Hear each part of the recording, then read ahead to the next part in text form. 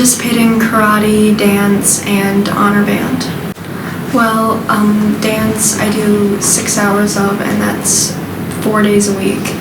And then I do karate for an hour and 15 minutes, and then I do honor band, and then I also have band, orchestra, and chorus to do.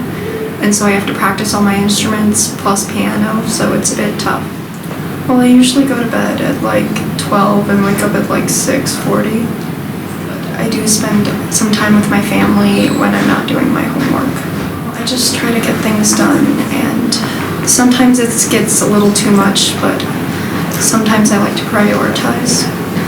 I am Mr. Tamulus. I teach PE and wellness at Edgewood Middle School. Sometimes when kids are overscheduled, I notice that they are unorganized or they are in a hurry to get from one place to another, and you can pretty much just tell by visually that they are very stressed out. Some of the effects of overscheduling in my eyes is just a heightened stress level in general. They're generally not enjoying what they're supposed to be doing, and it's overall affects their ability to appreciate the game that they're playing or appreciate their time in school. Students that I've had that have been overscheduled, it didn't necessarily affect their playing, but it did affect their relationships with other kids on the team because they wouldn't have time to hang out or they wouldn't have time to build a good relationship with other students.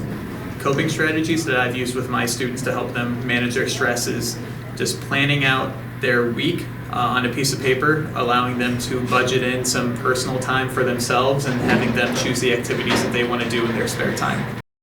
I'm Mrs. Juarez, and I teach communications and media arts at Edgewood Middle School in Highland Park. One of the biggest ways that I encourage students to cope with being overscheduled is to try to plan ahead and to try to look at the big picture for the week and understand what's coming up each day so you can prepare yourself. My biggest concern about kids being overscheduled is that kids should just be allowed to be kids. They should be allowed to play. They should be allowed to take time outside and hang out with their friends at the park with unstructured, unscheduled activities. Growing up, I had a lot of free time. I kind of lived in the country, and my brothers and sisters and I were outside all day just doing whatever we wanted to do. And it was unstructured, and it was free, and it was essential to me learning how to problem solve on my own and feeling that I could have confidence being an independent person.